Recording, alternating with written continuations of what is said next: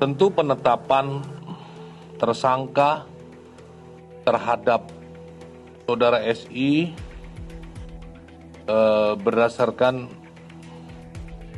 KUHP ya, di mana berdasarkan hasil penyelidikan, pemeriksaan saksi.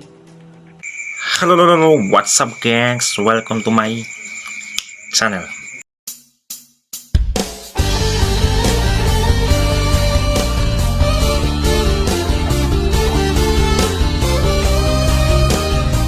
What's up gengs, kali ini ada berita terbaru dari Bapak Saifuddin Ibrahim. Polisi menetapkan Saifuddin Ibrahim sebagai tersangka kasus ujaran kebencian dan penistaan agama setelah mengunggah video yang meminta agar 300 ayat di dalam Al-Quran dihapuskan.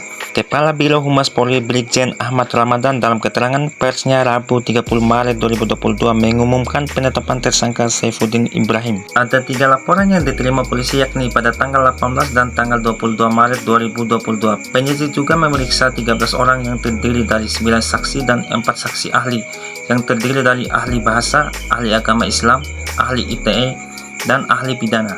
Tentu penetapan tersangka terhadap saudara SI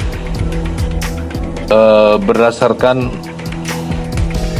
KUHP ya, di mana berdasarkan hasil penyelidikan, pemeriksaan saksi maupun saksi ahli dan telah dilaksanakan gelar perkara. Telah ditemukan bukti permulaan yang cukup ya. Oke gengs, kita doakan saja semoga polisi cepat menangkap Bapak Saifuddin yang terhormat dan semoga dia bisa betah di dalam penjara nantinya. Oke gengs, terima kasih sudah mengikuti kita.